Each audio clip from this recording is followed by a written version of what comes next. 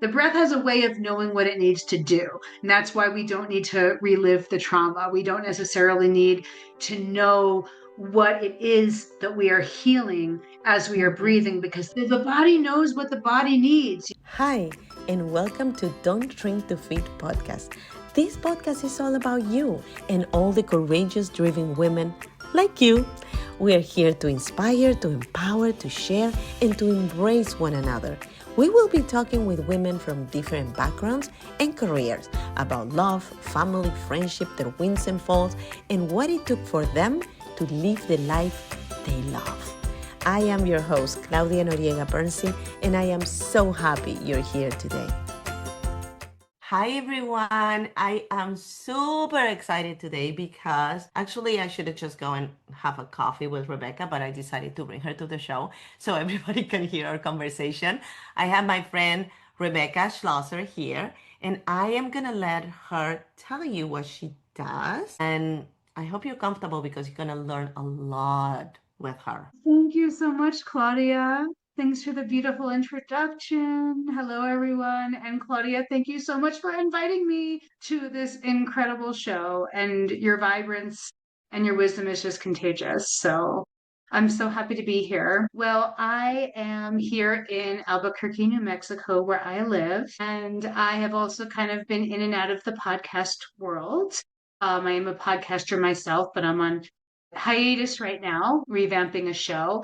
And most of all, I am a certified trauma-informed breathwork facilitator. That's a lot of words. It's basically breathing and being. It's learning how to breathe. It's learning how to meet our breath, really learning how to get out of our monkey mind and into our body, and really starting to feel life and experience life through the body. So yeah, I'm a breathwork facilitator. I guide people through breathing exercises for more joy, more confidence in their ability to manifest. I mainly serve women. I serve everyone. Really love to work with women and helping them sort of find that inner light, embrace their wildness, embrace the sticky parts, embrace all parts of themselves, and be happy. You know, it's so crazy that we take breathing for granted because we gotta breathe. If we don't breathe, we die. But we don't understand to what extent breathing can heal us. Even taking a moment and pausing when you are about to react, when you're about to lose your shit and just explode, just pausing and taking a breath. People don't understand. Can you explain what breathing does to our bodies when we actually do it conscientiously? And that's how you say it? Right, we're getting into the science of breath work. Yes. So I'll give some sciencey stuff to the best of my ability, and I'll give some more sort of like, as we like to say, woo-woo energetic stuff, because it's all connected, right? The science is just our logical explanation of what's happening with God or goddess or universe, and what's happening in this human experience as spiritual beings. So first of all, I have a very interesting relationship with the words take a breath, because I had a father who got into breath work when I was coming of age, when I was like 10, 11, 12. And of course, anytime I would get a little sassy, he would pull out the spiritual card and be like, take a breath, take a breath. And I'd be like, I'm not going to curse on your podcast, but you know what I'm thinking? But yes, I think it's so great to take that reminder, and even today I'm sensitive. Like I want to encourage people to tell themselves to take a breath, or say let's take a breath, just because I know that sometimes coming from somebody else it can feel a little condescending, but it is really the best thing that we can be doing. So breathing basically regulates our nervous system. And let's just, because nervous system is a big kind of buzzword these days and everyone falls a little bit different on the scale of understanding. It's really our felt sense of, we have our life, we have our human experience, but our physiological experience of life, something happens that's startling or upsetting, and we might notice our breathing is a little rapid. That is our fight or flight response. That is the sympathetic nervous system. And then the parasympathetic is the opposite. That's where we want to be most of the time. That's where we're in a flow state. It's called the rest and digest. That's where we're in the flow. You and I are in that parasympathetic state right now because we're smiling and having the best conversation. Right. Well, when we breathe, so however we're breathing is going to have an effect on what our emotional state is, what the state of our nervous system is. So if we intentionally begin to breathe a certain way, if we pause at the uncomfortable moment and take a nice deep breath in and exhale, and there's different breathing patterns, but a really good one is a nice deep breath in through the nose and then a nice long exhale out the mouth. And we start to slow down our breathing. And this is breath work on the simple level of what can happen in 30 seconds. We can change the condition of our nervous system and we can get into a calmer state.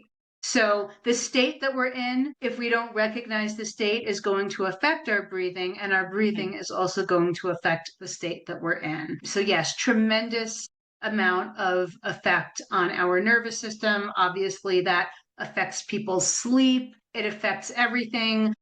There's now research on what it's doing in the brain with the central nervous system and the bigger things, but what's widely understood and known is how changing the quality of our breath is going to change the quality of how we feel in that moment. That's incredible because especially women, we are always go, go, go, go, go, and we don't pause. I have to remind myself to pause. But when it comes to deeper things, when it comes to trauma, for example, right? You work with people that has gone to trauma. So how does breath work support that emotional release without having to relieve the trauma? Glad you asked. Yes, so when we are sitting down for breath work in terms of like a longer session, when somebody will want to take 20 minutes or 30 minutes or an hour or even longer, or maybe an hour every week or twice a week with a facilitator, go on a deeper journey with breath work, that's where we're going beyond just changing how we feel in the moment. And we're allowing the breath to go into all those little deep places in the body where we store the trauma. So when we're in a breathing session, and there's different breathing patterns, some of them are more rapid. If you've practiced breath work with the wonderful Siri, who I know we're both friends with, or some other people who you might have experienced a lot of the mouth breathing, I also do breath work with that there's like a 3-part breath of breathing in with your in and exhaling with your mouth, which can get the body actually into a lot more of an activated state. We're actually bringing the body into that activated state, even though the ultimate purpose is to live in the relaxed state. We're allowing the body to get into that activated state to build that energy so we can start to unravel some of the emotions that we have been holding on to and giving them a chance to leave the body. And that can also be done with, one of my mentors says, intensity doesn't equal transformation. So people have gotten tremendous amount of healing as well from doing a relaxed, more mellow breathing pattern. But when you're laying down to do breath work for a period of time, like a meditation session, and it's more of like a treatment, I guess, that's where we have that space, regardless of how we're doing the breath pattern. That's where we can really go into the body. We really start to leave our thinking mind. We start to leave that sort of state of, okay, what's next? I'm thinking. And we start to go into our body and our thoughts loosen. We get into a meditative state. And that is a chance where we can feel. Because when we're able to unhook from the mind a little bit, we have a chance to go into the body and go into all those things that the body's been holding on to. Our brains protect us. Our mind protects us. So when there's memory stuck in the body that we are not ready to uncover, the brain will just keep us thinking the same stories about things. And so breathing is a way to kind of start to go past those stories and to go into the body and to, let some of those emotions flow. And no, we don't have to relive the trauma necessarily, because you can find yourself crying, or you can maybe not even cry, but you're breathing a lot and some kind of a feeling will come up, and you just allow yourself to have that feeling. in a safe setting. It's practice for being comfortable with emotions coming up and being willing to meet them and breathe with them. And maybe it does bring up a memory, but we're able to process that in a safe space. We're able to breathe and cry and have a facilitator like myself or a breathwork facilitator be hold that loving presence and enable those emotions to flow out of them. And hold space for you. And correct me if I'm wrong.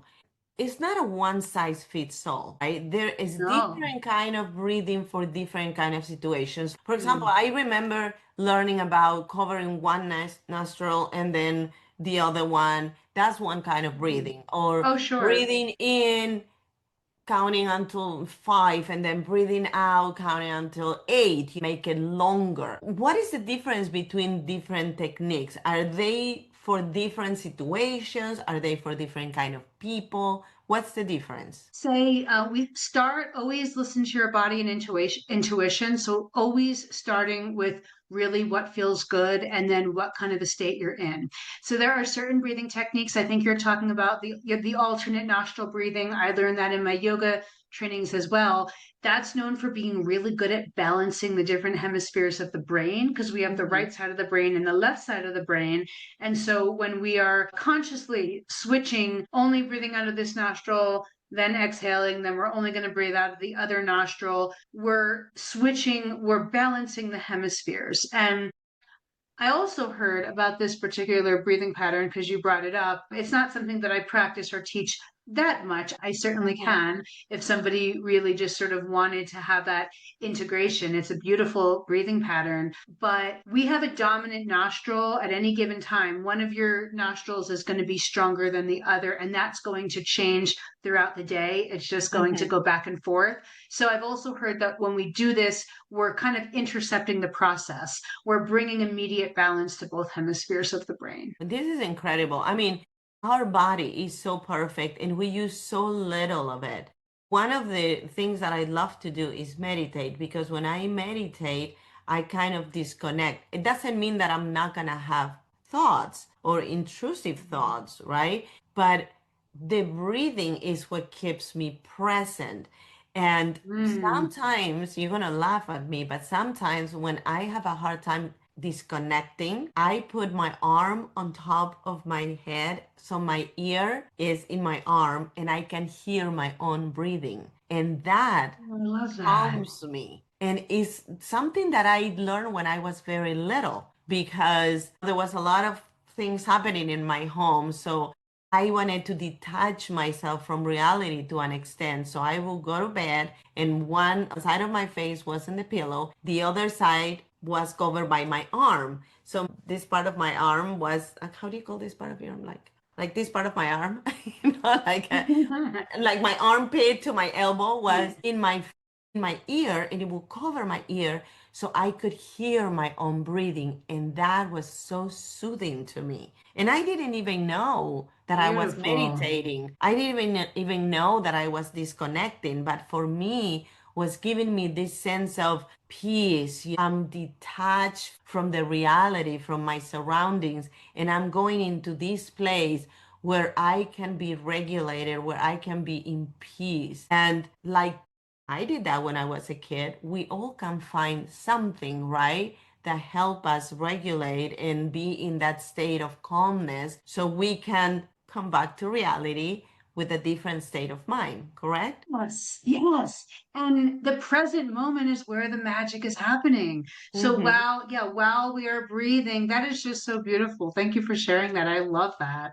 You know, when we connect back to our breath, we're also connecting back to our heart. I think when you breathe, you're breathing right into your lungs. So the heart is already involved. I mean, the heart is our most powerful energy center. So that breath is keeping us in this present place, and it's reminding us that everything, all the processing, all the healing, all the changing, becoming the next iteration of ourselves in the next moment, it's all happening in the body. And it Right. brings us into the power of our heart.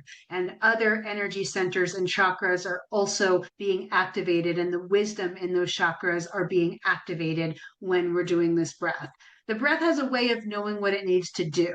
And that's why we don't need to relive the trauma. We don't necessarily need to know what it is that we are healing as we are Mhm. breathing, because the body knows what to kind of with What the the body breath. needs, right? The body knows what the body needs. When there's different breathing patterns. To go further into that question that you asked, somebody might come to me and they're in a highly dysregulated state, or they're very nervous or stressed out. I'm not going to Mhm. necessarily want to recommend a breathing pattern that is going to further activate their nervous system, further possibly traumatize them. That would be a moment where a nice calming in through the nose, out through the mouth, one of what we call that the halo active breath in the training that I had, a nice calming breath is going to do the work that needs to be done and get their body to that state of receptivity, so Right. they can feel safe enough to feel. And if someone is very resourced and they're coming and they just want to go deep and see what there is, that could be a moment to do a more active breath. Okay, we're going to be going into that activated state, but we're doing it in a safe place. Just like when you're Right. at the gym, when you're at the treadmill, you're in your sympathetic nervous system when you're running on a treadmill, but you're doing it in a way that's supportive. You're doing it in a way that is supportive for the body.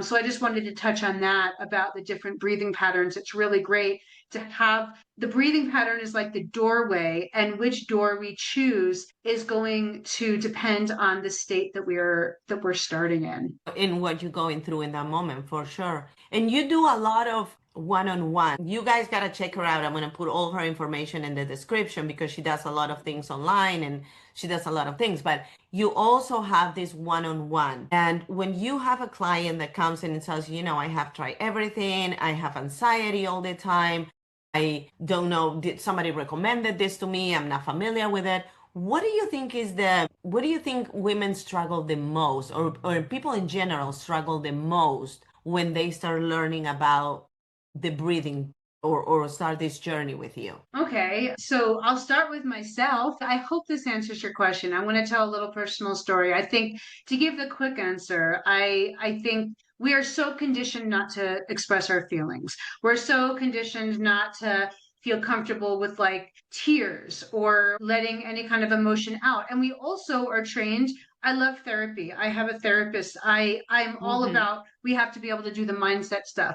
We're also trained to think that healing means figuring it out in our head. Okay, so if I don't really fully understand everything that's happening in this breathwork session, that means I'm not getting the healing. Or if I don't have some crazy download, I don't see the aliens, I don't have that psychedelic experience I heard about, that it's not working, I just Right. got open. And Mm-hmm. I think it's hard. I know for me especially, it's very hard for us to open up to the fact that we have that inner pharmacy inside of us.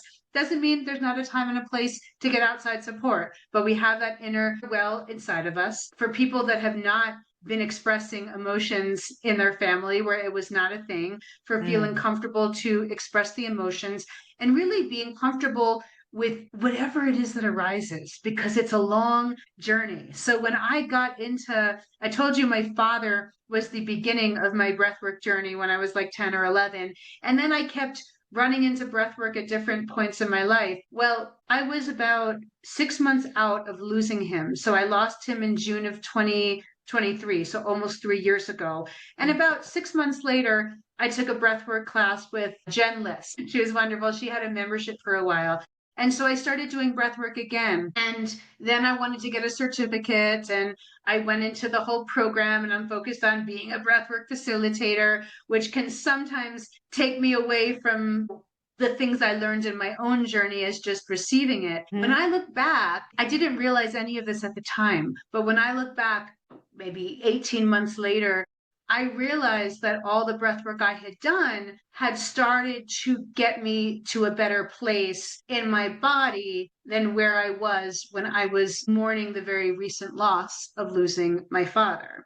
Mm. Now, when he was sick, and I've told this so many times, and I love telling it, when he was sick, and that's when the mourning begins, when somebody gets terminally ill for the Mm-hmm. children, and right up until the time I lost him, there was something that was dragging me down. I knew in my mind that it was that.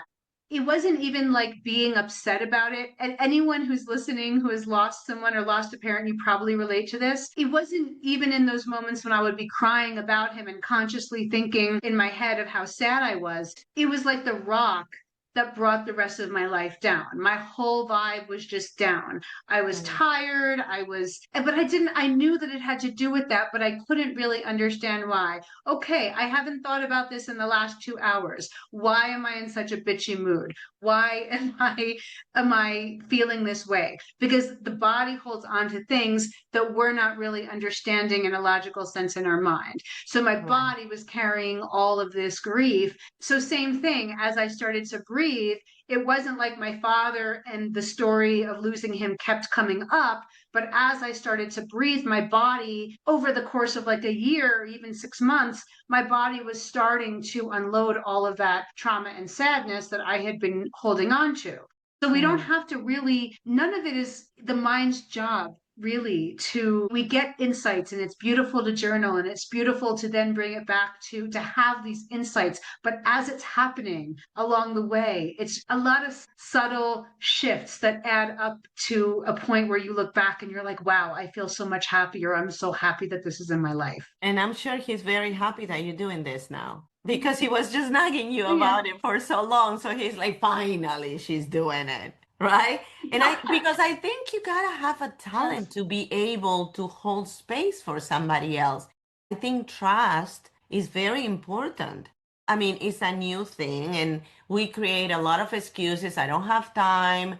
I'm too busy. At what time I'm going to do it? I mean, we can always find 10, 15 minutes to just regulate ourselves. But if you want to really go into this journey, you got to find somebody that you trust. And as a facilitator, you have to be able to provide a safe space for the person that oftentimes is a stranger at the beginning, right? Somebody you don't know, and he's going to Sure. be laying down in a room with Mhm. you with the eyes closed. So Yep. how do you bring that to that client of yours? What's the process that you take them through for them to just release and surrender and trust you and allow you to work with them? Sure. Well, thank you. This is so juicy and alive, this conversation. I'm just loving it. Sidebar, I had to share that. So I took a trauma-informed training, and one of the biggest things that we learn is really about giving the client a sense of safety, sovereignty, and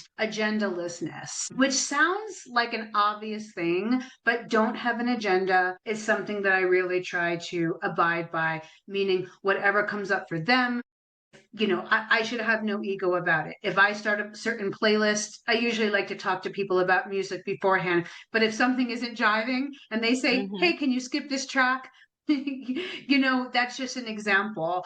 But Right. really, really attuning to them and getting that sort of sense, using our intuition and getting that sense as to what their comfort level is going to be and reading them. So it's good for people to take little bites, especially if they're doing a very active breathing session. You don't have someone who has never tried breathwork before lay down. I mean, I don't in my philosophy, in my training, I wouldn't necessarily have them continuously breathing without a pause for like 1 hour, for example. We Right. usually like to break it up. So you talk with them, you smile, just sort of find those nonverbal ways, or those non-subtle ways to establish that just warmth and safety. Obviously, if it is in person, it's a very comforting environment where they can lay down, where they can have blankets, pillows, and everything is permission. So I talk to them about the breathing patterns. I even Right. have them try the breathing pattern.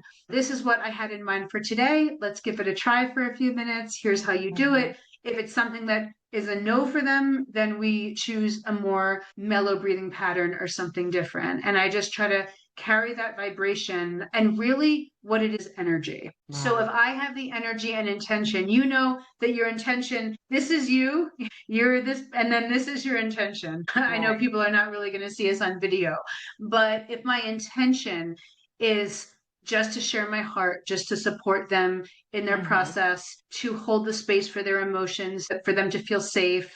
If they fall asleep and that's their truth, to hold space for Hmm. that. And I really just have that intention of supporting them that carries over. Yeah, I think falling asleep is big time showing the other person that you trust them, right? Because you are out, so you are like vulnerable to them. I wanted to ask you, if somebody's listening to you right now, they have heard about breath work, but they don't really know where to start. What would be a good way? Of course, connecting with you, following you on Instagram. She has a lot of little things that you can do, and she's always teaching. But what would be something that would be the first step to invite them to try something like this? Well, I'm going to let the cat out of the bag because you gave me this coaching session. And I want to flip the script for a minute and tell everyone out there that Claudia is the best friend and coach in the world. And I will have to go deeper with your coaching at some point. But you gave me some good coaching. And I am gone shortly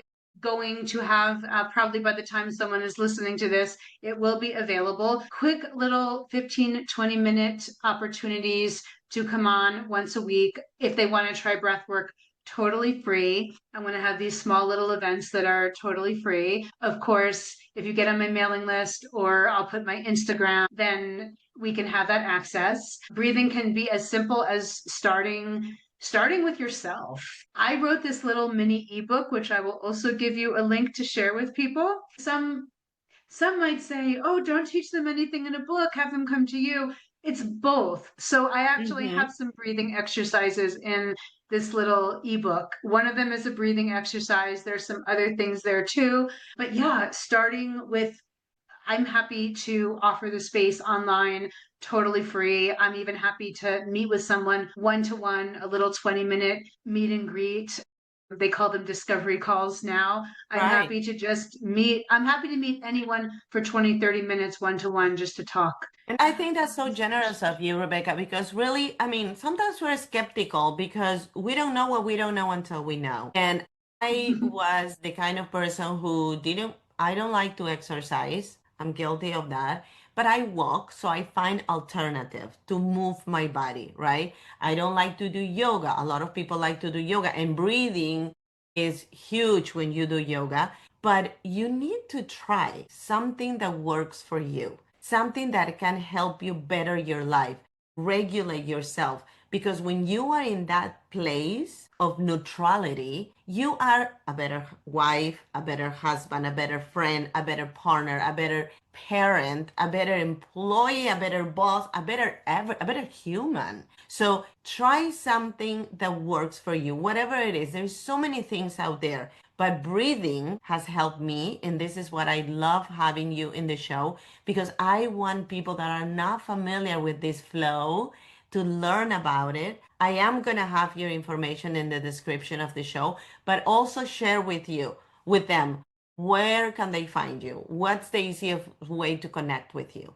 Well, if we have the time, Yeah. we really want to respect your time. Let's take a moment. Let's take like a minute and just do some breathing together, and people Okay. can follow along. That No, if you're thank you. driving, put this on pause, and when you stop your car, you can do the little exercise. But this would be an amazing opportunity for everyone that is listening to take a tryout, to taste what it is that breath work feels like, and maybe you love it. Maybe you feel something that you didn't even expect to feel afterwards. So let's go for it. All right. So for those of you who are not driving, or not in a pool of water, hopefully you can find a nice, comfortable seat. And thank you so much for listening to this conversation. And thank yourself for just being here. And let's just take a nice deep breath in through the nose. So let's do that together. And an audible sigh out the mouth.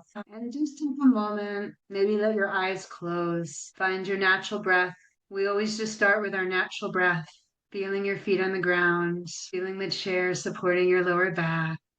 And just tune into your inner world for just a moment. We're going to do a very easy breathing pattern together. It's in through the nose and out through the mouth. And I'm going to invite you to make that exhale a little bit longer than the inhale. So here's what we're going to do. We're going to inhale for 3 counts And we're going to try to exhale for 6 counts. Let's start off with inhaling for 2 counts. We're going to inhale through the nose. 1, 2. So let's do it together. 1, 2. And now exhale. 1, 2, 3. And begin again. Inhale. 1, 2. And exhale. 1, 2, 3, 4. And I'm going to give you a moment to just do that on your own. Just continue that. Inhale and exhale. Letting your jaw relax, going right back into the inhale at the bottom of the exhale, inhaling again, and then exhaling. And maybe for this last round, you want to inhale for 3 and exhale for 6. Slowing down the body, slowing down the mind, exhaling for 6. Let's do one more round together. Slowly returning to your natural breath, keeping the eyes closed for one moment. Just notice what you notice. Notice how the body feels. Maybe notice your brain feeling a little softer. Maybe put your hands, 1 or 2 hands on your heart and feel your heartbeat for a moment. Your beautiful heart, your true magic wand in this life. Whenever you're ready, flutter your eyes open. If it feels good to move the hands or feet, go for it. Thank you for indulging me. I love that. And I want to bring this up. When I started doing this, I was so self-conscious about my surrounding. Like, should I open my eyes? Should I close my eyes? What's noises is here and there? That is going to go away the more you do the practice, right? The more you breathe, the more you allow it, the more you surrender, the better you're going to feel and the more benefits this practice is going to bring to your life. One thing that I like to do when I do breathing, and I have zero training, so I'll just do it because I used to do it when I was a kid and it worked for me, but I imagine it like a wave. So when I breathe in, and then I connect the breathe out. So it's like a circle. It's not a stopping for me. It's like I breathe in and then I kind of visualize the curve of the breathing out, and it's a flow. And somehow you fall into this mantra in your head of the going in and going out. And you can use mantras. I mean, I'm sure you do that. Zen, when you go into this flow and you stop worrying about the noises outside because you're so into your own energy, in your own frequency, that you're just one with your breath. And that's the beauty of it. It's so beautiful that you just shared that. You're a natural. We are all breathing. We are all good at this naturally. And yes, that curve, that flow is beautiful. That's a beautiful way to kind of illustrate what's happening. I think of it as like the ocean coming in and out. It's making a Exactly. wave, it's making a curve. And actually, when we're doing that breath when we're doing it a little bit longer, or typically we will just kind of let it be a continuous inhale and exhale, letting it be continuous. There's moments where it feels good to pause, but just letting it be continuous, letting it flow, letting it be like that wave, that circle that never stops is beautiful. I love that you share that. And I really invite everyone, especially nowadays, that life is kind of pushing us to go from one thing to another one, to pause, to get curious, to reach out to Rebecca, to learn a little more. And like she said, take advantage of those 15 minutes once a week and just regulate yourself. What do you know? Maybe your life is going to change dramatically just because you're pausing. So thank you so much, Rebecca, for being here. Can you please share your Instagram. Instagram? Yes. So it's Rebecca Happy Breaths. So we're happy. The breaths make us happy. Rebecca, Rebecca, Happy Breaths. And Rebecca Schlosser on Facebook. For those of Perfect. us that are more into Facebook. Yeah. I also put my email and all the other links and opportunities in the show notes. And she has a little freebie. So you guys go to the description of the show. You can get it there. And for everyone that is not in my newsletter, I'm going to have her freebie in my newsletter. Sign up. We talk a little more about the episode. I give you some tips related to the episode. So it's very cool to be part of my newsletter. You get a lot of stuff. Thank you so much, Rebecca, for being here. I'm so excited to see you, and I'm so happy you were in the show. I am just delighted. Thank you as well. You are so welcome. It's been such an honor to come on your show. Thank you. So great to see you. Thank you all for listening to the Don't Shrink to Fit podcast. If you like this episode, please write a juicy comment below and subscribe to my podcast. Remember, we can only fly if we embrace each other. Until next week, be happy, be safe, and be kind to yourself.